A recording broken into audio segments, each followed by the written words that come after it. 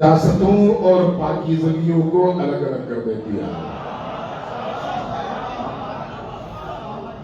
اور یہ غالباً یہ نہ سمجھیں آپ کہ یہ کوئی تعریض ہے، کوئی طنز ہے، کوئی ذاکری کا جملہ ہے، نہیں، یہ ایمان ہے۔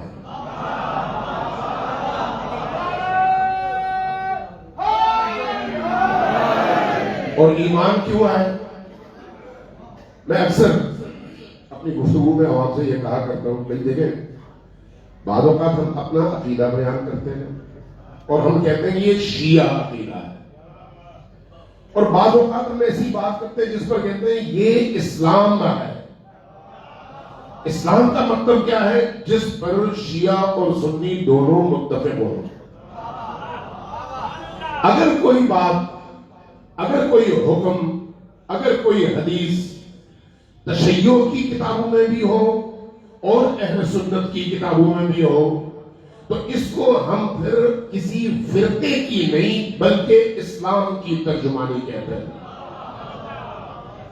اور علی ابن ابی طالب نبی کریم کے بعد پوری امت مسلمہ میں اس ہستی کا نام ہے جس کی محبت ایمان اور جس کا بغض نفاق اور کفر ہے، اور یہی اسلام ہے، کیونکہ اس پر تشیع بھی متفق ہے اور اہل سنت بھی متفق ہے۔ آج جتنی بھی احادیث آپ کی خدمت میں پیش کروں گا میں، یا قرآن کی آیات، کوئی بھی میں تشیع کی بات نہیں کروں گا، تاکہ کسی کو اگر تحقیق کرنی ہو تو جا کر تحقیق کر لے۔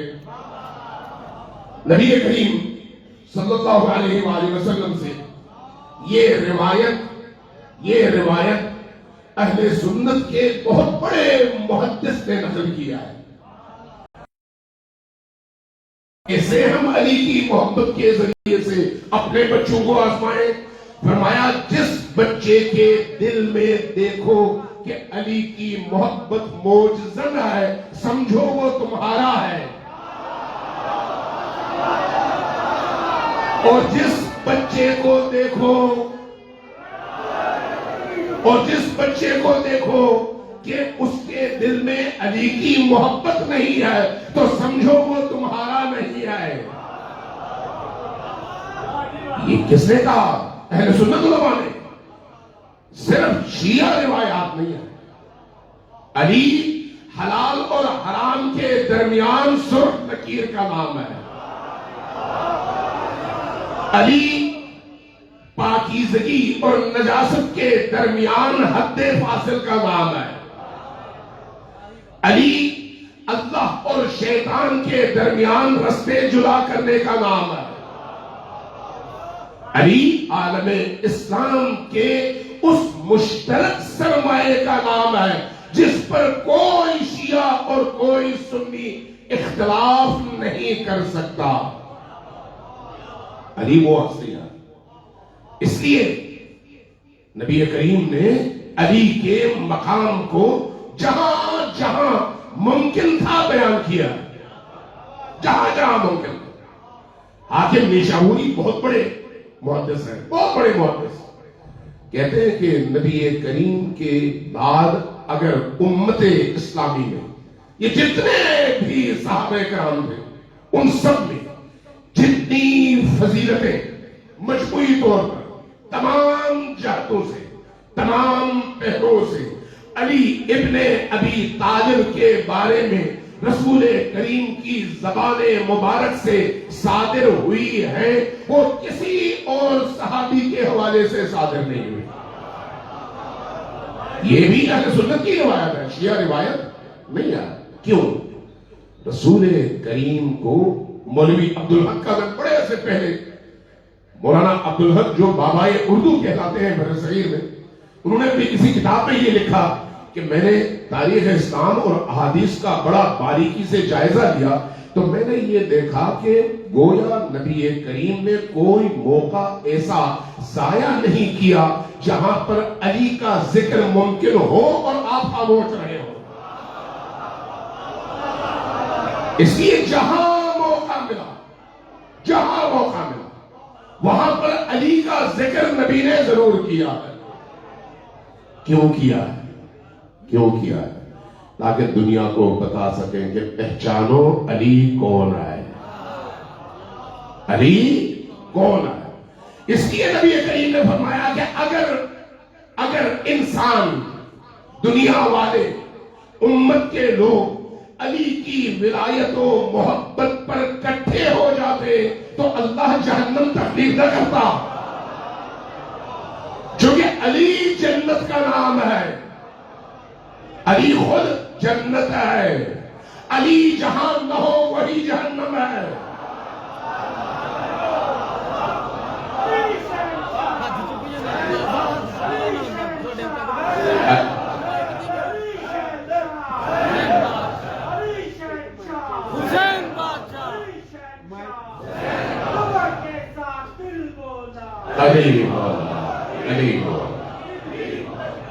دیکھیں علی وہ ہستی ہے، ماضی چھوڑ دیں آج بھی دیکھیں، اگر علی کا تذکرہ ہو، کسی کا چہرہ کھل جائے تو کتنی خوشی ہوتی ہے. یہ چہرے کا کھلنا کیا بتاتا ہے؟ علی نے پیسے تو نہیں دیے، علی نے کوئی عہدہ تو نہیں دیا، لیکن علی کا عشق بتاتا ہے کہ تمہارے اندر وجود پاکیزہ ہے،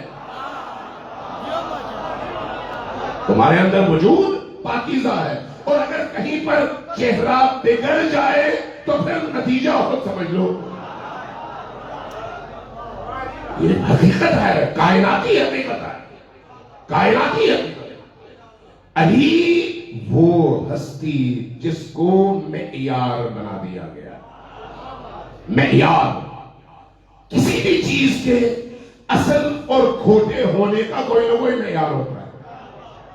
کھوٹا کیا ہے اور اصل کیا ہے؟ اصل کو پہچاننے کے لیے کچھ اصول بیان کیے جاتے ہیں. اس لیے اگر ایمان کو پہچاننا ہے تو دیکھو علی کی طرف ہے یا نہیں ہے،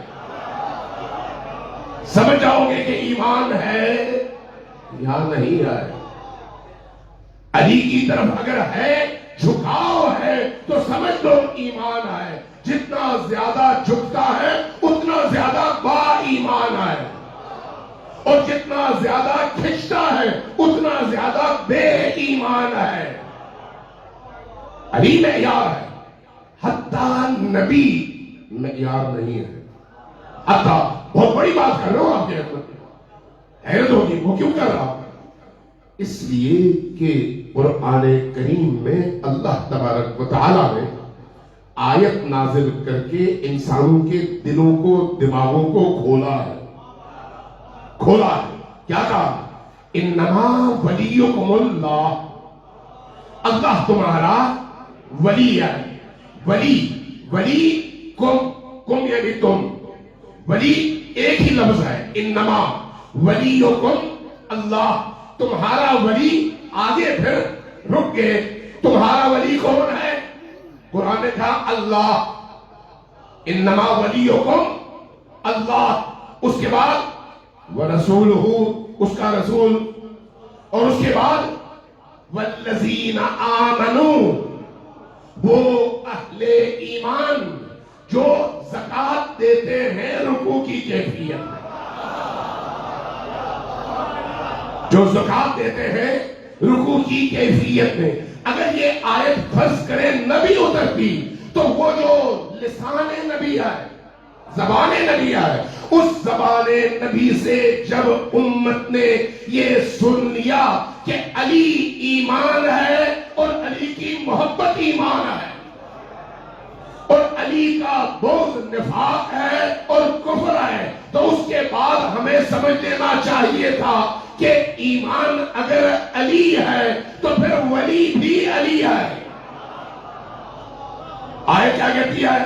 آیت کہتی ہے کہ انما ولیکم اللہ ورسولہ والذین آمنوا، اور وہ لوگ جو اہل ایمان ہیں. اہل ایمان کا سردار کون ہے؟ اہل ایمان کا سرخیل کون ہے؟ اہل ایمان میں سراپا ایمان کون ہے؟ خود نبی کی زبانی سنیے. کنز العمال متقی ہندی 22 جلدوں میں حدیث کی کتاب لکھی ہے. اہل سنت کے بڑے معتبر بہت ہی جلیل القدر محدث ہیں. کہتے ہیں کہ اگر آسمانوں کو، تمام کائنات کو، زمین کو ترازو کے ایک پلڑے پر رکھا جائے اور دوسرے پلڑے پر علی کا ایمان رکھا جائے تو علی کا ایمان بھاری ہے اور پوری کائنات ہلکی ہے.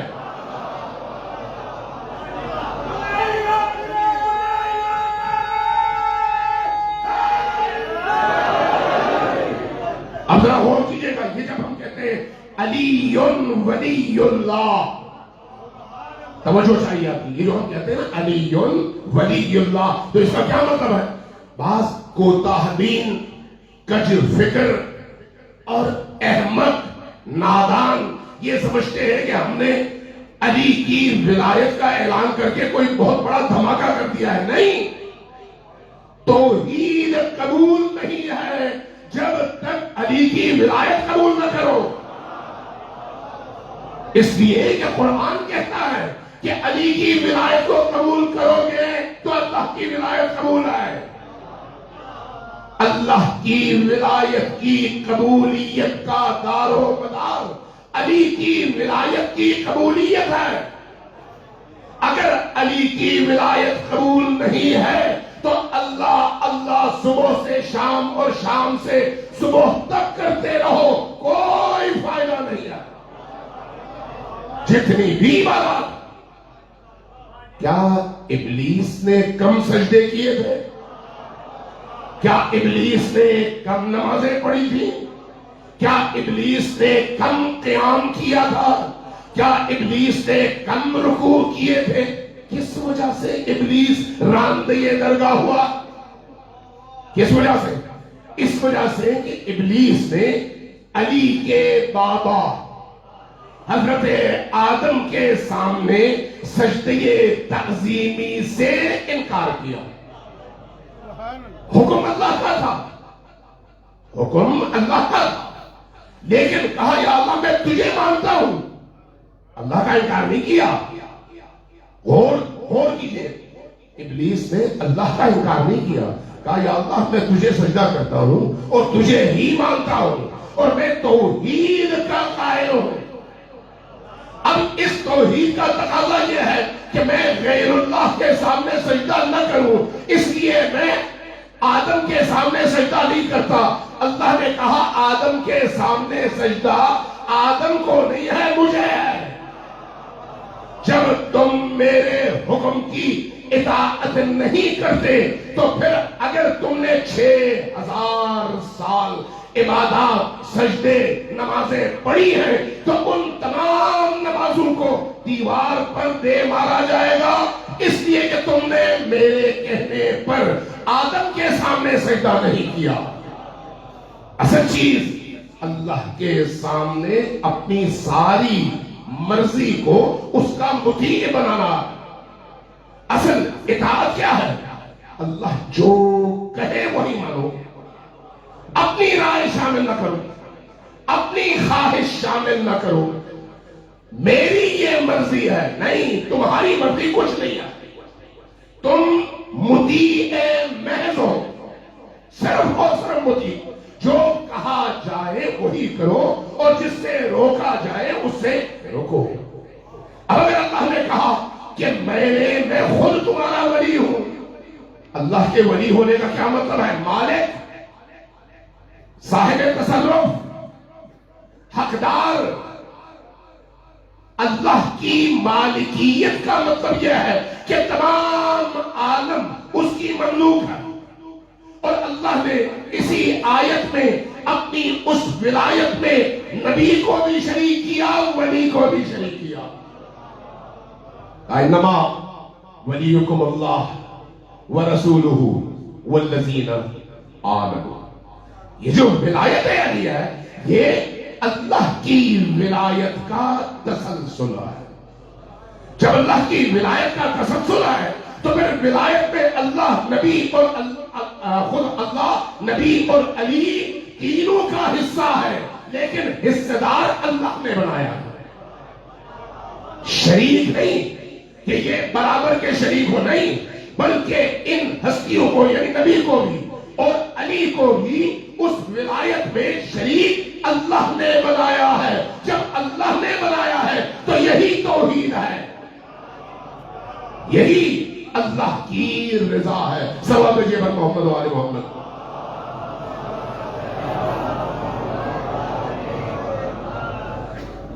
اسلامی امت کی مشکل یہ بنی کہ نبی کے بعد وہ تمام فضائل چھپانے کی کوشش کی گئی، مشکل یہ بنی، اور جب آپ نے فضائل چھپانے شروع کر دیے تو پھر بہت ساری مشکلات پیش آئی۔ وہ مشکلات کیا ہیں؟ نبی جیسی ہستی جو پاکیزہ ہے، جو مقدس ہے، جو بے عیب ہے، جو معصوم ہے، اس معصوم ہستی کی مسند پر عام آدمی بیٹھ جائے اور معصوم نہ ہو تو پھر آپ اس تسلسل کو قائم نہیں رکھ سکتے۔ توجہ ہے؟ جب آپ تسلسل کو قائم نہ رکھ سکے تو پھر حدیث کرنا شروع کر دیتے ہیں کہ نبی بھی تو ایسے کرتے تھے جیسے ہم کرتے ہیں۔ توجہ، میں اس کو زیادہ اس وقت نہیں کھول سکتا کیونکہ موضوع میرا امیر المؤمنین ہی ہے، ورنہ میں کہیں اور نکل جاؤں گا۔ جب آپ نے غیر اہل لوگوں کو اہل بنانے کی کوشش کی تو پھر معاملہ گڑبڑ ہو جاتا ہے، مشکل آنا شروع ہو جاتا ہے۔ اسی طرح غور کیجئے گا علی کون ہے، علی کون ہے۔ لہذا آپ دیکھتے ہیں کہ پوری تاریخ میں علی کے فضائل، علی کے کمالات، علی کے مدارج، علی کے مقامات کو چھپانے کی بھرپور کوشش کی، بھرپور کوشش۔ امویوں نے اس پر خزانے کے دروازے کھول دیے۔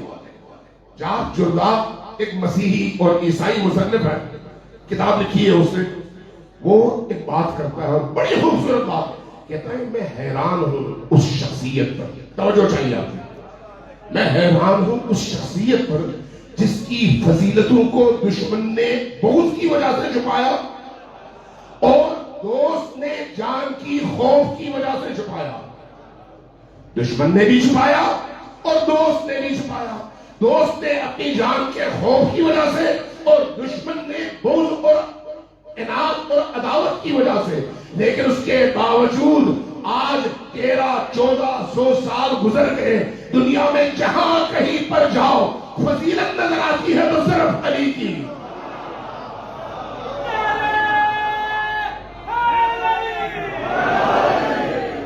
اور یہ حقیقت ہے، یہ حقیقت ہے۔ بے دین ترین افراد، میں یہ بات میری غور سے سنیے گا میں کیا کہہ رہا ہوں، مذہبی لوگ متعصب بھی ہوتے ہیں، چاہے شیعوں میں ہو، سنیوں میں ہو، دوسرے فرقوں میں ہو، بہرحال مذہب کی وجہ سے بعض اوقات تعصب آ جاتا ہے۔ لیکن جو لبرل لوگ ہوتے ہیں، لبرل لوگ، ان کے اندر مذہبی تعصب نہیں ہوتا، کیونکہ مذہب سے ان کا کوئی لینا دینا نہیں ہے۔ سیکولر لوگوں کا بھی اسی طرح سے ہے۔ میں آپ کو آج کی بات بتا دوں، آج آپ کے ایک وزیر ہیں جو داخلہ کے عہدے پر بیٹھے ہوئے ہیں۔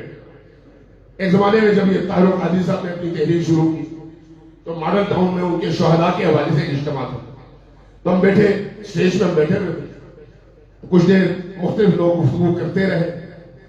میری باری آئی، جب میں نے گفتگو کی تو مجمع جو ہے ظاہرہ لاکھوں نہیں کہتا لیکن ہزاروں کا مجمع تو تھا، تو سب نے بیک زبان دو ہی نعرے لگائے، ایک یا علی کا نعرہ اور دوسرا لبیک یا حسین کا۔ جب نعرے لگ گئے، گفتگو ہو گئی، میں آ کر واپس بیٹھ گیا تو میرے سامنے وزیر موصوف بیٹھے ہوئے تھے، کہنے لگے بھئی ایک بات بتاؤں؟ میں نے کہا جی۔ کہنے لگے مجھے تو آپ جانتے ہیں لیکن ایک حقیقت ہے کہ علی کا نام ایسا ہے کہ زبان سے نکلتا ہے یہ نام تو پورے وجود میں ایک کرنٹ بڑھ جاتا ہے۔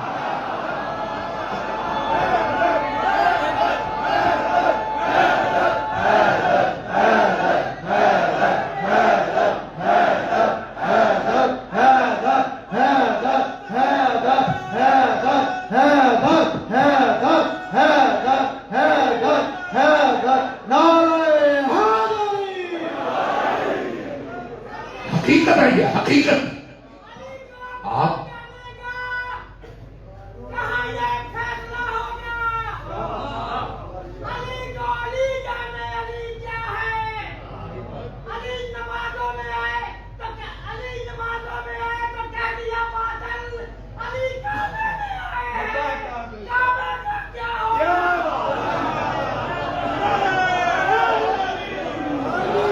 صلوات بھیجیں پر محمد و آل محمد.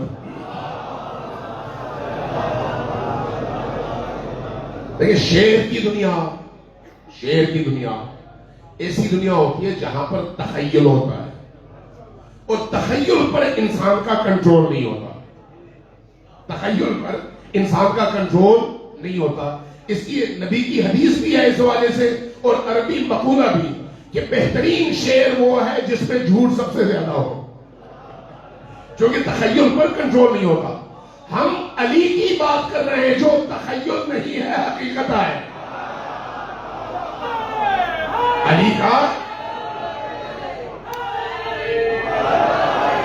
علی کا تعلق تخیل سے نہیں ہے، حقیقت سے ہے، اور اس کائنات کی حقیقت سے ہے. اس لیے آپ جب تنہا ہو تنہائیوں میں تھوڑی دیر کے لیے آنکھیں بند کر لیں، دل ہی دل میں یا علی یا علی یا علی، یقین جب آپ اپنی روح کے اندر ایک نئی توانائی محسوس کریں گے. کیونکہ یہ لفظ نہیں ہے، یہ نام صرف نام نہیں ہے. ناموں میں ہو سکتا ہے جان نہ ہو، لیکن یہ نام جاندار نام ہے، اور مردہ میں بھی جان پیدا کرنے کا باعث نام ہے.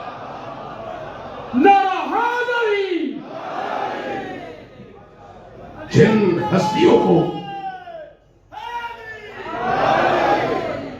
ہستیوں کو ہم نبی کے بعد نبی کے جانشین سمجھتے ہیں، صاحبان عصمت سمجھتے ہیں، ان کے ناموں میں بھی حیات ہے، ان کے ناموں میں بھی تاثیر ہے. اس لیے بعض بزرگوں کو میں جانتا ہوں، میرے قریب سے دیکھ رہا ہے، جب وہ بعض اوقات کسی مشکل کا شکار ہوئے، انہوں نے لکھا اپنی کتابوں میں کہ چابی گم گئی، تالا بند ہے، دروازہ کھل نہیں رہا، اب کیا کریں؟ یاد آیا کہ بڑے بڑے لوگوں نے حضرت مریم اور حضرت عیسیٰ کے زمانے میں ایسے کام کیے کہ نام لیا تالا کھل گیا. تو کیا ہمارے پاس یہ ہستیاں نہیں ہیں؟ نام لیا یا زہرا دروازہ کھل گیا. یہ جو نام ہے، نام زندہ نام ہے، اور علی ان میں سب سے اعلیٰ نام ہے، سب سے اعلیٰ نام. اور اس نام کے اندر وہ تاثیر ہے کہ بے جان انسانوں کے اندر جان پیدا کر دے. اس لیے یاد رکھیے کہ علی کی پیروکاری بھی انسان کو زندہ کر دیتی ہے. علی کی پیروکاری انسان کو زندہ کر دیتی ہے. یہ یاد رکھیے کہ یہ روایت بھی اہل سنت علماء اور محدثین نے نقل کیا ہے کہ اگر یہ ساری کائنات قلم بنے اور سمندر کا پانی سیاہی اور علی کی ثنا لکھی جائے تو سب کچھ ختم ہو جائے گا، علی کی فضیلتیں ختم نہیں ہوگی. اس لیے کہ اللہ نے علی کو وہ مقام عطا کیا ہے، وہ مقام عطا کیا.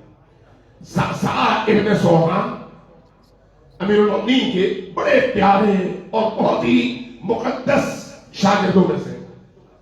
اس لیے جب آپ کی شہادت کے ایام کے واقعات آپ تاریخ میں پڑھیں گے تو صعصع ابن سوحان کے مکالمات آپ کو ملیں گے امیر المؤمنین کے حوالے سے. بڑے ہی پاکیزہ اور بڑے ہی پہنچے ہوئے بزرگ. انہی بزرگوں میں سے ایک، جن میں ایک سلمان ہے، ایک ابو ذر ہے، ایک مقداد ہے، ایک میثم ہے، ان میں ایک صعصع ابن سوحان بھی ہے. صعصع ابن سوحان کہتے ہیں کہ میں امیر المؤمنین کی بارگاہ میں حاضر ہوا. میں نے عرض کیا کہ یا امیر المؤمنین، آپ افضل ہیں یا حضرت آدم؟ میں نے پوچھا کہ یا امیر المومنین آپ افضل ہیں یا حضرت آدم؟ انہوں نے میری طرف دیکھا، مسکرائے اور پوچھا تم مجھے یہ بتاؤ آدم افضل ہے یا نوح؟ کہتے ہیں میں نے جواباً کہا کہ نوح۔ میں نے پوچھا، امام نے پوچھا نوح کیوں افضل ہے؟ میں نے جواباً کہا کہ اگرچہ آدم باپ ہے لیکن حضرت نوح اولو العزم پیغمبر ہیں۔ چونکہ اولو العزم پیغمبر ہیں، اولو العزم پیغمبر عام پیغمبروں سے افضل ہوتا ہے۔ جب یہ میں نے عرض کیا تو فرمایا پھر میرا مقابلہ آدم سے کیوں کرتے ہو، نوح کے بارے میں پوچھو۔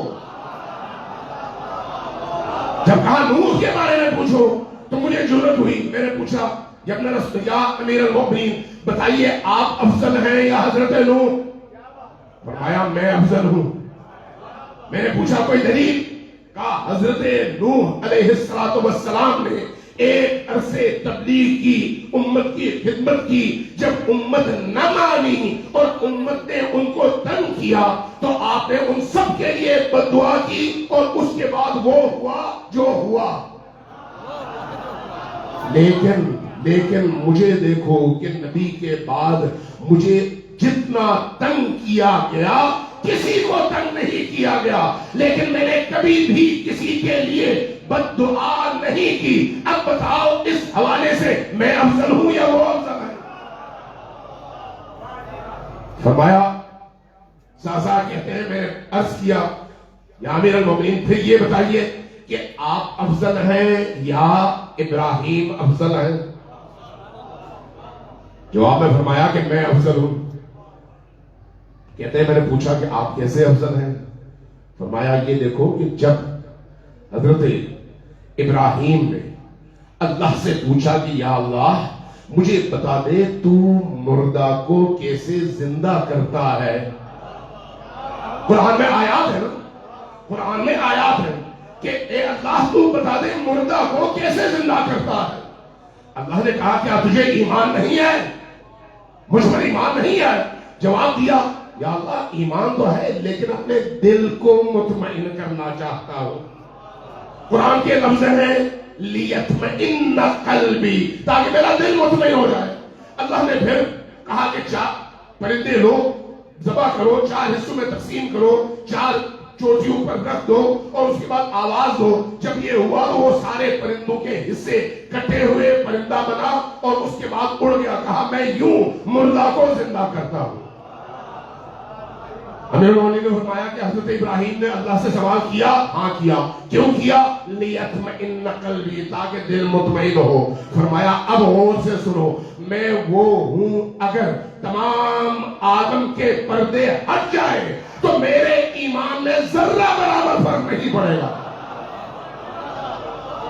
مجھے بتاؤ کہ میں افضل ہوں یا حضرت ابراہیم افضل؟ رسول کریم کی یہاں پر حدیث ہے، فرمایا کہ علی وہ ہے جس کے ایمان کو ترازو کے ایک پلڑے میں رکھا جائے تو تمام عالم سے وہ ایمان زیادہ بھاری ہے۔ اسی نقطے کی طرف اشارہ ہے، اسی نقطے کی طرف۔ اور اس کے بعد پوچھا یا اپنا رسول یا امیر المؤمنین ذرا بتائیے کہ آپ افضل ہیں یا حضرت عیسیٰ؟ آپ افضل ہیں یا حضرت عیسیٰ علیہ السلام؟ حضرت عیسیٰ بن باپ کے پیدا کیے گئے وہ اس معجزے کا نام ہے جس کی تاریخ میں مثال نہیں ملتی۔ امیر المومنین نے فرمایا کہ میں افضل ہوں۔ کہا وہ کیسے؟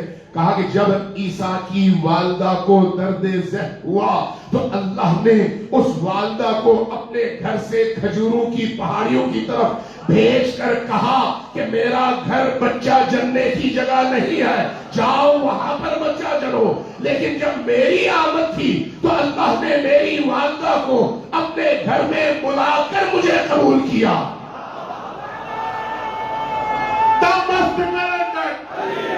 مست کلندر، نعرے جشن والے ہونے چاہیے۔ مست کلندر، برہان الفصدر، برہان الفصدر، کعبیدہ گوہر، کعبیدہ گوہر، زہرانہ شوہر، زہرانہ شوہر، حسنین دا بابا، حسنین دا بابا، کمبر دا مولا،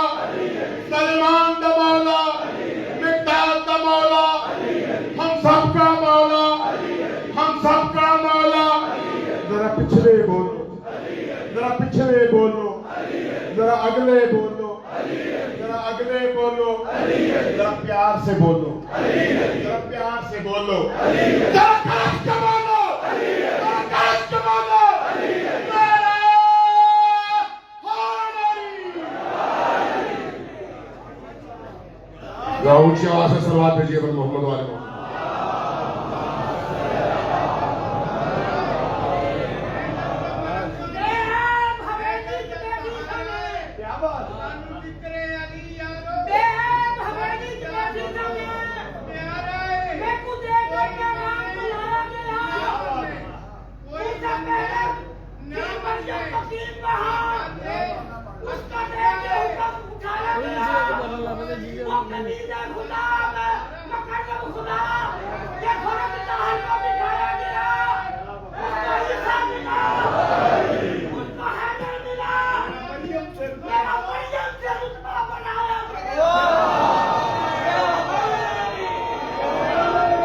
سب مل کر ذرا اونچی آواز سے پوری طاقت سے صلوات بھیجیے پر محمد والے محمد.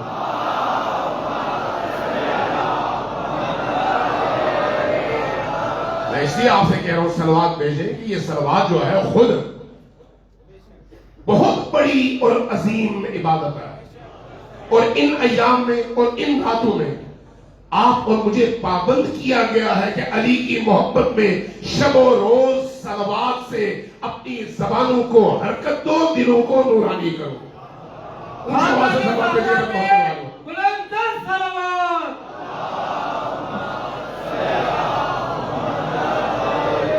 اب ایک عجیب موڑ ہے, عجیب موڑ. ساسا ابن سہال کہتے ہیں یا امیر المومنین, اب جرأت کر کے ایک اور سوال پوچھنا چاہتا ہوں. فرمایا پوچھو. کہا کہ آپ افضل ہیں یا نبی کریم. جب یہ کہا تو امیر المومنین نے فرمایا کہ نبی کریم, میں نبی کریم کا ادنا غلام ہوں. انا عبد من عبید محمد, میں نبی خاتم کا ادنا غلام ہوں.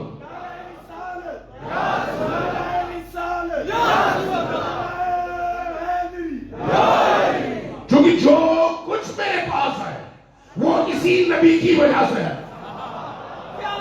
جو کچھ مجھے اللہ نے عطا کیا ہے اسی نبی کے واسطے سے عطا کیا ہے. اب آگے بڑھیے. کہا لیکن یہاں سے نیا موڑ ہے.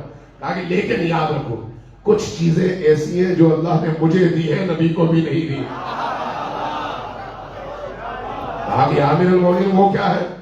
کہا کہ اللہ نے مجھے فاطمہ دیا ہے.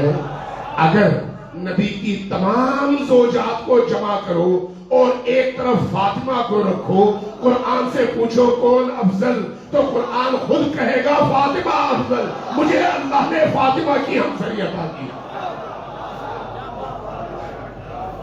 کہا ایک اور فضیلت بھی اللہ نے دیا ہے. اللہ نے اپنے نبی کو 3 بیٹے دیے. ماریا سے ایک بیٹا دیا, ایک اور زوجہ سے ایک بیٹا دیا, لیکن وہ بیٹے جلدی وفات پا گئے. کہا اگر نبی کے بیٹوں کو ایک طرف رکھا جائے اور صرف میرا حسین ایک طرف آئے اور قرآن سے پوچھو کہ نبی کے بیٹے افضل ہیں یا میرے, تو قرآن گواہی دے گا کہ کون افضل ہے. لبیک یا حسین, لبیک یا حسین, لبیک یا حسین, لبیک یا حسین, لبیک یا حسین.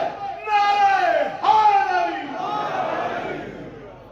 دیکھیے مدارج ہیں, مراتب ہیں.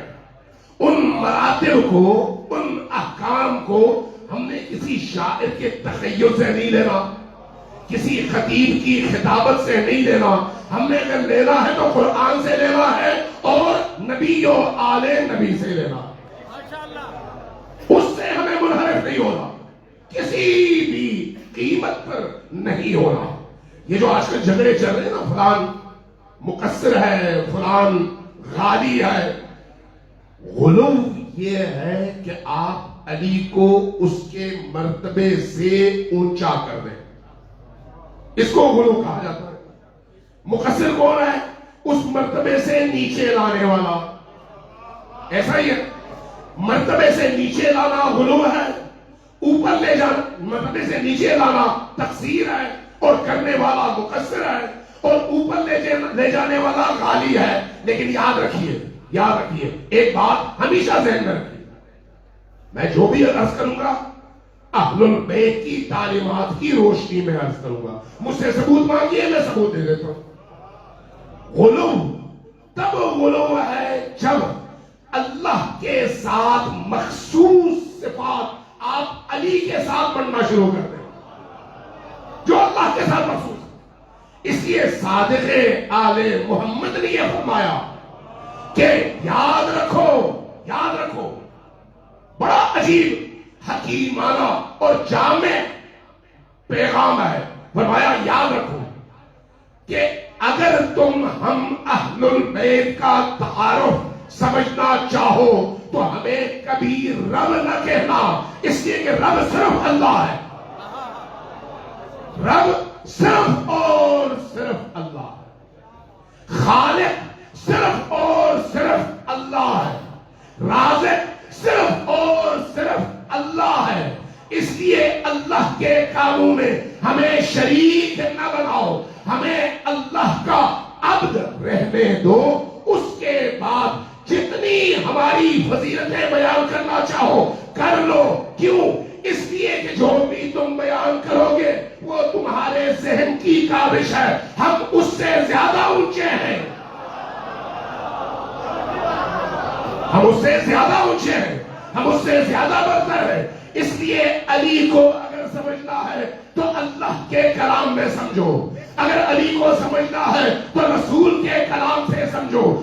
علی لسان اللہ ہے, علی عین اللہ ہے, علی ید اللہ ہے.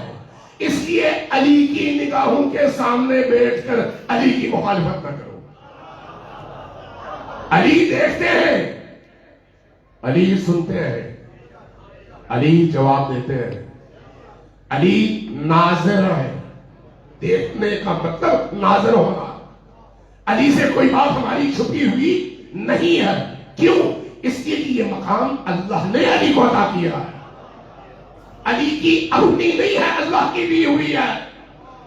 توحید اور بندگی کے درمیان یہی باریک فرق ہے. اس فرق کو ہمیشہ ملحوظ نظر رکھو, ہمیشہ ملحوظ نظر رکھو کہ اللہ تبارک و تعالی نے جو مقام نبی اور علی اور آل علی کو عطا کیا ہے اس مقام کو اسی طرح سمجھو جس طرح سے انہوں نے بیان کیا. اب میں اصول کافی کی ایک روایت بیان کرتا ہوں. سب آتے جی بات محمد والے محمد.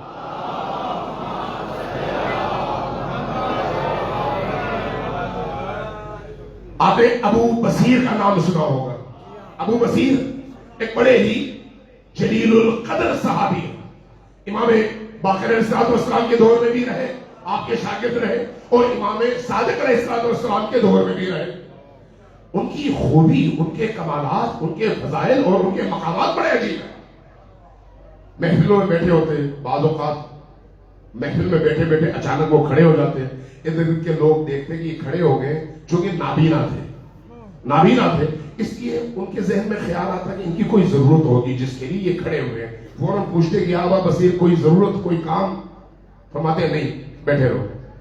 اس اسنا میں دروازہ کھلتا, دیکھتے امام تشریف لا رہے ہیں, اور جب امام تشریف لاتے تو پھر سب کھڑے ہو جاتے, اور جب سب بیٹھ چکے ہوتے تو پھر آپ سے پوچھتے ابو بصیر سے کہ ابا بصیر آپ کو کیسے پتا چلا جبکہ آپ کی آنکھیں نہیں ہیں, ہماری آنکھیں ہیں. کیا فرماتے؟ فرماتے تم ان آنکھوں سے دیکھتے ہو, میں اس آنکھ سے دیکھتا ہوں, میں اس آنکھ سے دیکھتا ہوں. وہی ابو بصیر جو نابینا تھے لیکن نام ابو بصیر تھا. ابو بصیر کا کیا مطلب ہے؟ بہت زیادہ دیکھنے والا, بہت زیادہ دیکھنے والا.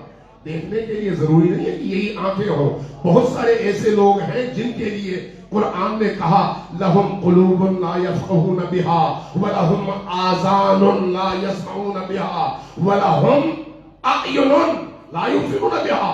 آنکھ ہے دیکھتے نہیں ہیں, کان ہے سنتے نہیں ہیں, دل ہے سمجھتے نہیں ہیں, لیکن کچھ ایسے ہیں جن کی آنکھ نہیں ہوتی دیکھتے ہیں، کان نہیں ہوتے سنتے ہیں، وہ ہوتے ہیں جو اہل البیت کی بارگاہ میں خوشہ چینی کرتے ہیں۔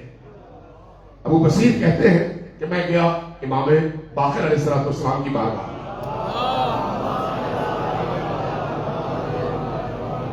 میں نے عرض کیا کہ یا رسول اللہ، آپ اپنے آپ کو وارث پیغمبر کہتے ہیں؟ فرمایا ہاں ہم وارث پیغمبر ہیں۔ ذرا توجہ سے سنیے، آپ اگر وارث پیغمبر ہیں تو پھر میرے کچھ سوالات ہیں۔ فرمایا پوچھو۔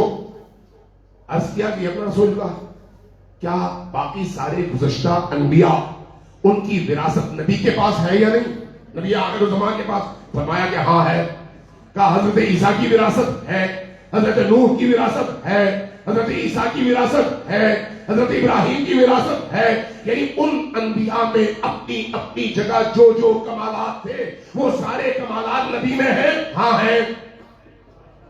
تو کیا نبی مردہ زندہ کرتے تھے؟ فرمایا ہاں کر سکتے تھے۔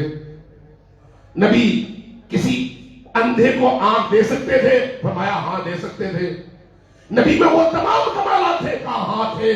تو کہا اگر آپ وارث ہیں تو کیا آپ میں بھی یہ تمام کمالات ہیں؟ فرمایا کہ ہاں ہم میں بھی وہ تمام کمالات اور فضائل یکجا موجود ہیں، اسی لیے ہم وارث ہیں۔ اور جو وراثت ہوتی ہے جب منتقل ہوتی ہے تو ٹکڑوں میں نہیں ہوتی، تمام کی تمام ہوتی ہے۔ اس لیے جو جو فضائل، کمالات، خصوصیات نبی کریم کی تھیں، وہ خصوصیات ان کے بعد علی اور آل علی تک منتقل ہوئی ہیں، اس لیے ہم وارث نبی ہیں۔ یہ جو آپ زیارت وارثہ میں پڑھتے ہیں السلام علیکم یا وارث آدم صفی اللہ، یہ کیا ہے؟ حضرت آدم سے لے کر حضرت محمد خاتم تک تمام انبیاء کی وراثت کا اعلان کر کے آپ کہتے ہیں میرا سلام ہو آپ پر جو ان تمام انبیاء کے وارث ہیں، کہتے ہیں نا آپ۔ تو فرمایا کہ اگر آپ کے پاس یہ ساری خصوصیات ہیں تو آپ ان تمام چیزوں کے وارث ہوئے؟ فرمایا کہ ہاں ہم وارث ہیں۔ اس کے بعد فرمایا ذرا قریب آؤ، توجہ چاہیے آپ کو۔ فرمایا ذرا قریب آؤ، قریب آئے۔ آپ نے ہاتھ کا اشارہ کیا ان کی آنکھوں پر، جب آنکھوں کی طرف اشارہ کیا تو ان کی آنکھوں میں بینائی دوڑ گئی۔ پوچھا کہ یا ابا بصیر اب کیسا دیکھ رہے ہو؟ توجہ ہے، یا ابا بصیر کیسا دیکھ رہے ہو؟ عرض کیا یا رسول اللہ میں سارے عالم کو ان آنکھوں سے اب دیکھ رہا ہوں۔ سوال کیا کیا آنکھیں اسی طرح سے رکھنا چاہو گے یا نابینا ہونا چاہو گے دوبارہ؟ پوچھا وجہ یہ ہے کہ اگر اسی نابینائی کے ساتھ دنیا سے جاؤ گے تو اس عالم میں بلا حساب و کتاب سیدھے ہمارے پاس آؤ گے، اور اگر اس بینائی کے ساتھ دنیا میں باقی زندگی گزارو گے تو پھر ان آنکھوں نے جو کچھ دیکھا ان سب کا حساب بھی دینا پڑے گا۔ عرض کیا یا رسول اللہ مجھے وہی نابینائی زیادہ عزیز ہے، مجھ سے آنکھیں لے لیجئے، مجھے اسی طرح سے رہنے دیجئے۔ آپ نے اشارہ کیا، آنکھیں بند ہو گئی۔ جب آنکھیں بند ہو گئی تو اس کے بعد ابو بصیر نے کہا اللہ تبارک و تعالیٰ کا ہزاروں لاکھوں شکر ہے جس نے مجھے آپ کا غلام بنایا۔ امیر المؤمنین ان ائمہ کے والد ہیں، ابو الائمہ علی ابن ابی طالب، وہ ہستی ہے جن سے ولایت کا آغاز ہوتا ہے اور آخری ہستی تک پہنچتا ہے۔ یہ جو ولایت ہے،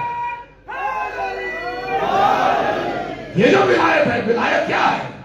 کائنات پر تصرف کا حق، کائنات پہ کائنات کی تملیک اور مالکیت کا حق۔ جو آپ قرآن کریم میں پڑھتے ہیں کہ اللہ تبارک و تعالیٰ نے نبی سے کہا النبی اولا بالمؤمنین من انفسہم، قرآن ہے، اولا اسی ولی سے ہے، اسی ولی سے، واو لام یہی تین حروف ہیں. اولا کسی اور فارم میں جا کے الف کا اضافہ ہو گیا، ورنہ وہاں پر بھی واو لام یہ ہے، لفظ وہی ہے، معنی وہی ہے. قرآن کیا کہتا ہے؟ اے نبی آپ ان سب کی جانوں کے مالک ہیں، آپ ان سب کے اموال کے مالک ہیں، آپ ان سب کی زندگیوں کے مالک ہیں. ان کو جن چیزوں کا اختیار حاصل ہے وہ اختیار آپ کے مقابلے میں زیرو ہے. جب آپ کہیں گے ان کا اختیار ختم اور آپ کا اختیار شروع. اس لیے غور کیجیے گا، النبی اولیٰ بالمؤمنین من انفسہم. اگر میں اپنے آپ کو مارنا چاہوں تو مجھے اجازت نہیں ہے، چونکہ میں اپنی جان کا مالک نہیں ہوں. میں اپنا ہاتھ کاٹنا چاہوں تو مجھے اجازت نہیں ہے، چونکہ میں اپنے ہاتھ کا مالک نہیں ہوں. جان میرے پاس امانت ہے، ہاتھ میرے پاس امانت ہے، لیکن یہی جان اور یہی ہاتھ اگر نبی کہیں تو واجب ہے، فرض ہے کہ ہر صورت میں کٹا دی جائے. اس لیے کہ اصل مالک وہ ہے، اصل مالک نبی ہے. غدیر میں اسی نبی نے اعلان فرمایا کہ جس کا میں ولی ہوں علی اس کا ولی ہے، جس کا میں ولی ہوں علی اس کا ولی ہے. من کنت مولاہ فہذا علی مولاہ. اس مولا کا کیا مطلب ہے؟ ہمارے بہت سارے دوستوں نے ترجمہ کیا کہ اس مولا کا مطلب ہے دوست. جس کا میں دوست ہوں علی بھی اس کا دوست ہے. اب میں بحث میں نہیں جاتا، ترجمے میں نہیں جاتا، میں صرف اتنا کہوں گا کہ آپ نبی کو اپنے حوالے سے جیسا سمجھتے ہیں ویسا ہی علی کو بھی سمجھیے. نبی آپ کے دوست ہیں. کوئی جرات کر سکتا ہے کہ یہ کہے کہ نبی تو میرے دوست ہیں؟ اگر نبی تمہارے دوست نہیں ہے، نہیں ہے تو پھر علی بھی تمہارے دوست نہیں ہے. اگر نبی کو اپنا مالک سمجھتے ہو، اپنا حاکم سمجھتے ہو، اپنی جانوں کا مالک سمجھتے ہو، کل ہستی کا مالک سمجھتے ہو، تو جو نبی ولی ہے وہی علی ولی ہے. وہی درجہ، وہی مقام علی کو حاصل ہے. اس لیے علی کی ولایت مشتق ہے اللہ کی ولایت سے. اس لیے علی کی ولایت مشتق ہے نبی کی ولایت سے. اسی کا تسلسل ہے. اس لیے یہ یاد رکھیے کہ جشن میلاد علی کا مطلب دھمال ڈالنا نہیں ہے. جو قوم علی کی ولادت میں علی کی آمد کا استقبال دھمال سے کرتی ہے وہ کبھی بھی اپنے زمانے کی حجت کی آمد کا استقبال نہیں کر سکتی.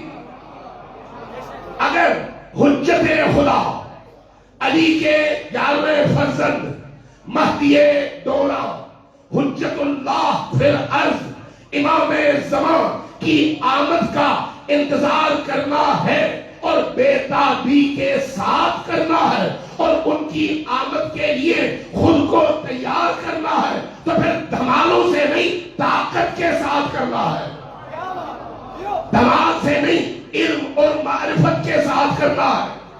دھمال سے نہیں عشق اور معرفت، عشق اور مودت، عشق اور محبت کے ساتھ کرنا ہے. دھمال کے ساتھ نہیں ایثار اور قربانی کے ساتھ کرنا ہے. دھمال کے ساتھ نہیں بلکہ شجاعت اور بہادری کے ساتھ کرنا ہے. دھمال کے ساتھ نہیں بلکہ علی کے دشمنوں کے مقابلے میں پہاڑ بن کر کھڑے ہو کر ہر دشمن علی کے جبڑے پر مکہ بن کر پڑھنا بھی ہے اور علی کا نام اونچا بھی کرنا ہے.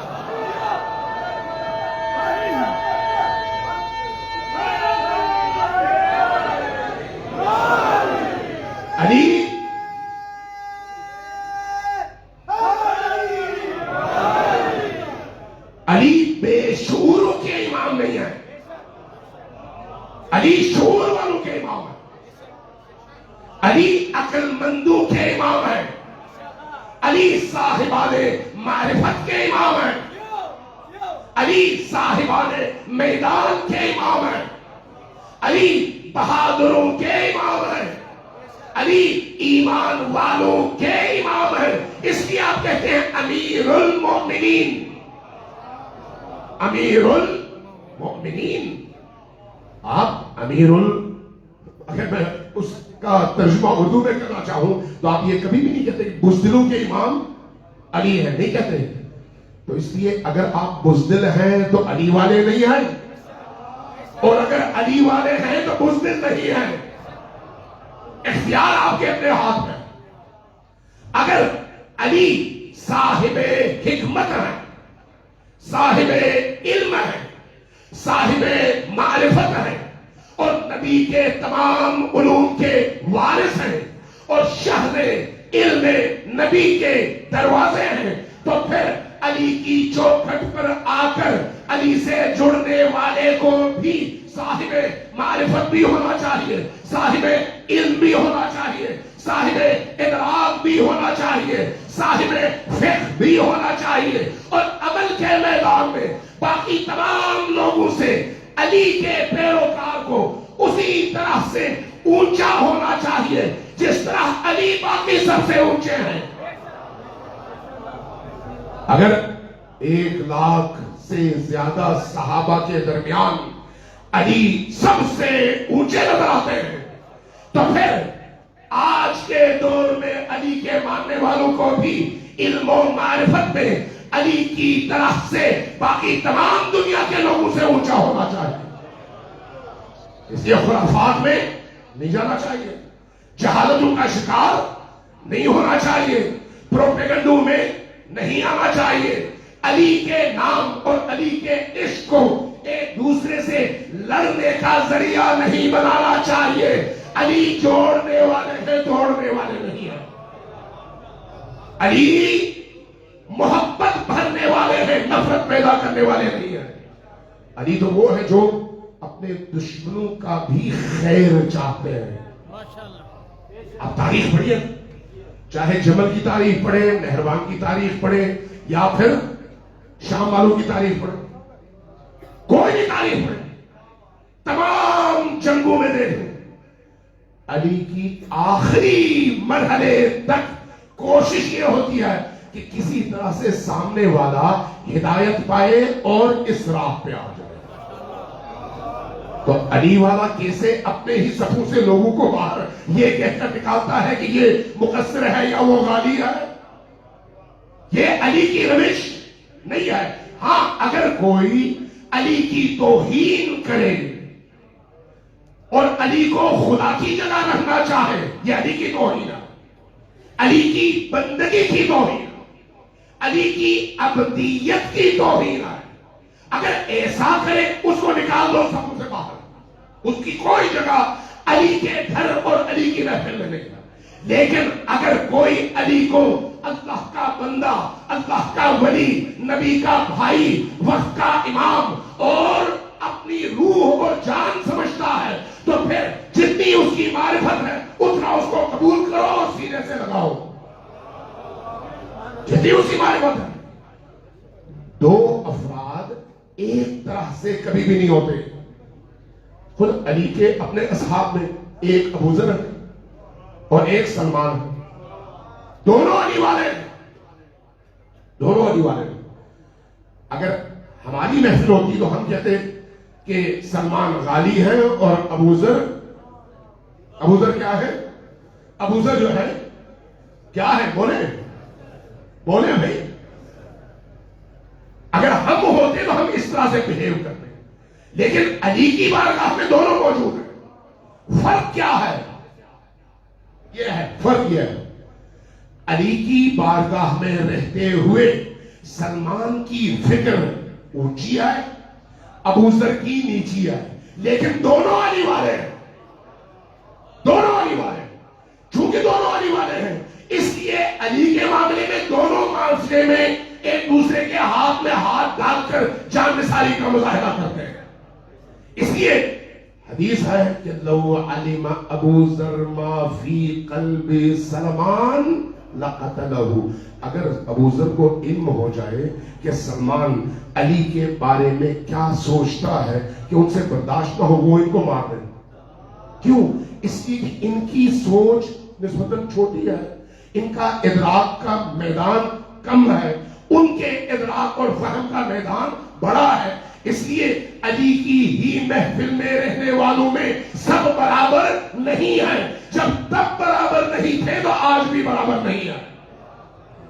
تب اگر اس اختلاف فکر کے باوجود سب علی والے تھے تو آج بھی اگر دل میں اخلاص ہے تو ایک دوسرے کے ہاتھ سے پکڑو, ہاتھ تھامو, دشمن علی کے مقابلے میں ایک ہو جاؤ, آپس میں شیر و شکر ہو جاؤ. یہی علی کا مکتب ہے اور یہی علی کا پیغام ہے اور یہی علی کا رستہ ہے. یہی علی کا رستہ. علی آج بھی ہے, تب بھی تھے, آج بھی اگر ہماری زندگیوں میں معصومین سب ہیں لیکن ہر ایک کا اپنا اپنا مقام ہے. علی سے وابستگی اور علی سے تمسک کا مطلب امام حسن سے عدم تمسک نہیں ہے. امام حسین سے تمسک کا مطلب امام صادق سے عدم تمسک نہیں ہے. یہ سارے کے سارے ایک ہی نور کے مختلف جلوے ہیں. یہ اور بات ہے کہ میرا دل کدھر زیادہ جھکتا ہے, یہ اور بات. اس کی روایات میں ہے کہ 2 دروازے ایسے ہیں جہاں پر مؤمنین کے دل سب سے زیادہ جھکتے ہیں. دروازے 14 ہیں, دروازے 14 ہیں, لیکن ان 14 دروازوں میں 2 دروازوں میں انسان کا دل زیادہ جھکتا ہے. ایک فاطمہ کا دروازہ ہے اور دوسرا حسین کا دروازہ ہے. لیکن کیا اس کا مطلب یہ ہے کہ امیر المومنین نہیں صلوات بھیجیے پر محمد و آل محمد. ایک حدیث نقل کر کے اپنی گفتگو کو ختم کرتا ہوں, آپ کی تھکن دور کر دیتا ہوں. صلوات بھیجیے پر محمد و آل محمد.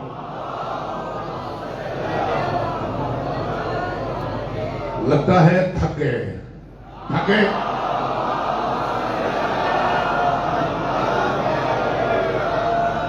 جو لوگ نہیں تھکے وہ ذرا سب مل کر اونچی آواز سے صلوات بھیجے. وَأَجِّلْ فَرَجَهُمْ کے ساتھ بھیجے.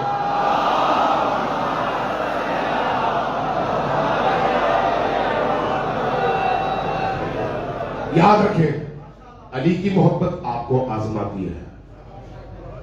علی کی محبت آزمائش کا نام ہے. البلاء للولاء حدیث ہے, معصوم کی حدیث ہے. جس کے دل میں ولایت ہوگی اس کو آزمائش میں ڈالا جائے گا اور وہ ان آزمائش کی پھٹیوں سے نکل کر کندن بنے گا. اگر اس میں ہمت نہیں ہے تو خود بخود کچرے کی صورت میں نکل جائے گا. اگر اخلاص ہے, خالصیت ہے, خالص ایمان ہے, کندن بن کر نکل آئے گا. اس لیے علی کی راہ میں, فاطمہ کی راہ میں, حسن و حسین کی راہ میں, ائمہ اطہار کی راہ میں کوئی مشکل آئے تو میدان نہ چھوڑنا. یہ آپ کے ایمان کا امتحان ہے, ایمان کا امتحان. اس لیے امیر المومنین کا ایک جملہ ہے, بڑا ہی عجیب و غریب جملہ ہے.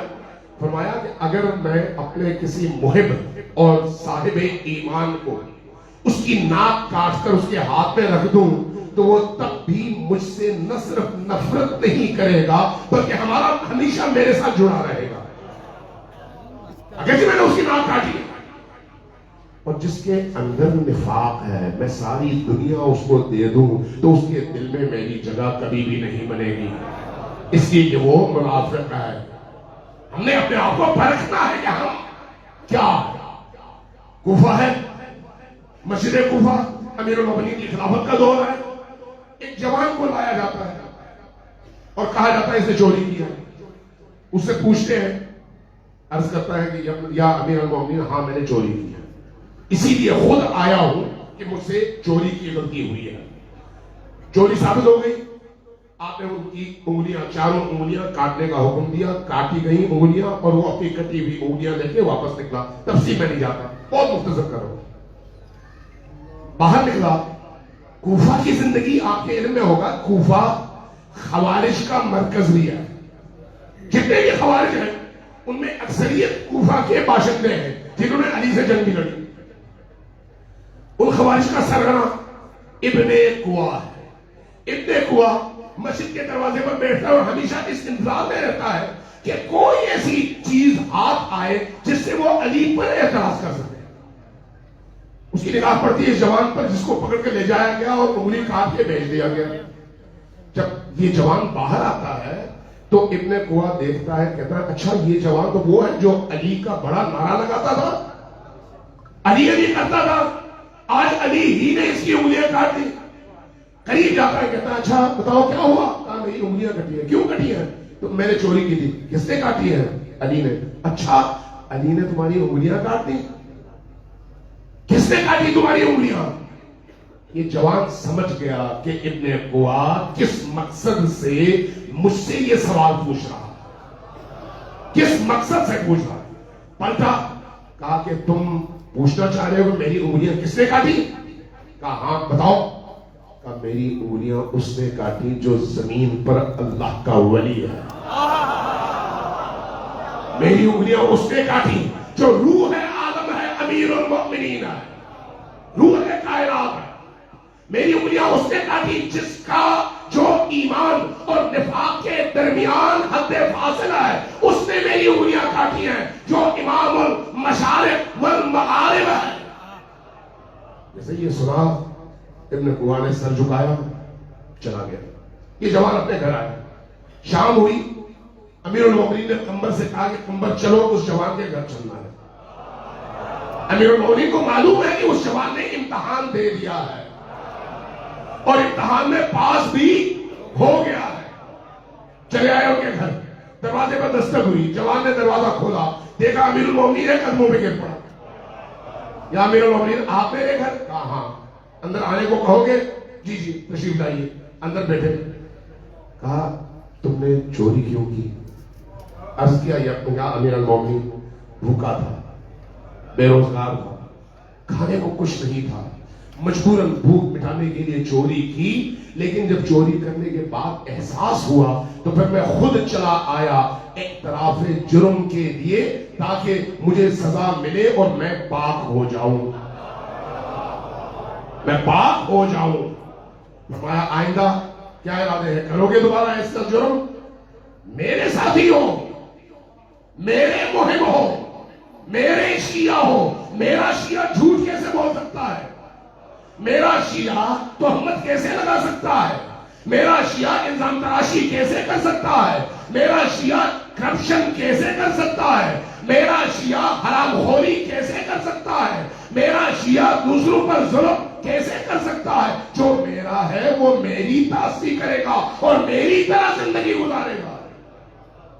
آپ فرمایا کہ کیا دوبارہ کرو گے؟ عرض کیا یا رسول اللہ, یا میرا المؤمنین اگر میں نے کرنا ہوتا تو میں خود آ کے اپنی انگلیاں کیوں کٹاتا؟ سینے سے لگایا. فرمایا جاؤ اپنی کٹی ہوئی انگلیاں لے کے آؤ. انگلیاں لائی گئی, آپ نے ساتھ میں رکھا, اپنی ابا ان انگلیوں کے اوپر رکھی, ہاتھ پھیرا, کچھ پڑا اور اس کے بعد کہا اٹھ جاؤ. اٹھ گیا, انگلیاں پہلے کی طرح سے سالم تھی. ہم اس علی کے ماننے والے ہیں, ہم اس علی کے ماننے والے ہیں جو آج بھی اپنے پیروکاروں کے اچھے کام دیکھ کر خوش ہوتے ہیں اور ان کے جرائم دیکھ کر غمگین ہوتے ہیں. آئیے سب مل کر یہ دعا کریں گے, خدایا ہمیں علی والا بن کر جینے کی اور علی کی راہ ہی میں مرنے کی توفیق عطا فرما. چند جملے جو کہ علی کی محفل ہے, علی کی محفل میں دعا قبول ہوتی ہے. نبی کریم نے فرمایا تھا, جو حدیث میں نے شروع میں پڑھی, زینوا مجالسکم بذکر علی, اپنی مجلسوں کو علی کے ذکر کے ذریعے سے مزین کرو, زینت دو. اپنے دلوں کو بھی زینت دو, اپنی زبانوں کو بھی زینت دو, اپنے کانوں کو زینت دو, اپنی آنکھوں کو زینت دو. کس سے؟ علی کے ذکر سے, علی کی یاد سے, علی کی محبت سے, علی کے عشق سے. اور اس محفل میں جو دعا مانگی جائے گی قبول ہوگی. بارگاہ ہم سب پر رحم فرما, ہم سب کے گناہوں کی بخشش فرما, ہمیں ائمہ اطہار کی معرفت عطا فرما. بارگاہ جب تک ہم جیتے ہیں علی کے رستے پر استقامت سے جینے کی توفیق عطا فرما. بارگاہ مرنے لگے تو علی کی راہ ہی میں جان دینے کی توفیق عطا فرما. بارگاہ جب تک ہمارے جسم میں خون کا آخری قطرہ ہے کربلا والوں کی راہ میں استقامت اور حسین کے دشمنوں کے مقابلے میں سینہ تان کر سر بلند کر کے کھڑے رہنے کی توفیق عطا فرما۔ والا جو لوگ علی کا نام مٹانا چاہتے ہیں انہیں تو مٹا دے۔ والا امام عصر کے ظہور میں تاجیل فرما، ہمیں ان کے اعوان و انصار میں شمار فرما۔ والا جب تک ہم زندہ ہیں امام عصر کے ظہور کے لیے راہیں ہموار کرنے کی توفیق عطا فرما۔ والا ہمیں معرفت کی دولت سے مالا مال فرما۔ اس محفل میں جتنے بھی لوگ اور ان کے گھروں میں جتنے بھی لوگ بیمار ہیں ان سب کو شفائے عاجل و کامل عطا فرما۔ والا جو لوگ مقروض ہیں، قرضدار ہیں، مشکلات کا شکار ہیں، مالی مشکلات کا شکار ہیں، ان سب کی مشکلات کو دور فرما۔ والا جو لوگ بے اولاد ہیں، تڑپتے ہیں، والا تجھے حضرت علی اصغر کا واسطہ انہیں اولاد صالح نصیب فرما۔ والا ہم سب کے تمام مرحومین جو عالم برزخ میں خصوصاً آج کی رات ہم سب کی طرف سے دعاؤں کے منتظر ہیں، والا آج کی اس مجلس اور محفل کا ثواب، میلاد کا ثواب ہمارے ان تمام مرحومین کو عطا فرما جن عزیزوں نے اس میلاد اور محفل کا انعقاد کیا، شب و روز محنت کی، آپ سب کو جمع کیا، اہتمام کیا، تبرکات بنائے، نیازیں بنائیں۔ والا ان کے ہر قدم کو اپنی بارگاہ میں قبولیت کا درجہ عطا فرما۔ والا ہمیں علی والا بن کر جینے اور علی والا بن کر مرنے کی توفیق عطا فرما۔ والا آخری اور سب سے اہم دعا، ہمیں بستر کی موت سے، ایکسیڈنٹ کی موت سے، بیماری کی موت سے، حوادث کی موت سے محفوظ رکھتے ہوئے علی اور آل علی کی راہ میں علی کے بدترین دشمنوں سے لڑتے ہوئے مرنے کی توفیق عطا فرما۔ والا مرتے وقت علی کا دیدار ہم سب کو نصیب فرما۔ قبر کی تاریکیوں میں حسین ابن علی کا دیدار نصیب فرما۔ عالم محشر میں بی بی دو عالم زہرائے اطہر کی شفاعت نصیب فرما۔ بہشت میں ان تمام ہستیوں کا سایہ نصیب فرما۔ برزخ کی سختیوں سے ہم سب کو نجات عطا فرما۔ ربنا تقبل منا انك انت السميع العليم برحمتك يا ارحم الراحمين وصلى الله على محمد وآله الطاهرين۔ ان تمام دعاؤں کی اجابت کے لیے دل کی گہرائیوں سے، جو کہ یہی صلوات اور درود تمام دعاؤں کی قبولیت کی چابی ہے، لیکن درود میں آخر میں اپنے وقت کے امام کے ظہور کی دعا بھولیے مت، وعجل فرجہم کے ساتھ درود پڑھیے، 3 بار اونچی آواز سے صلوات پڑھیے محمد وآلہ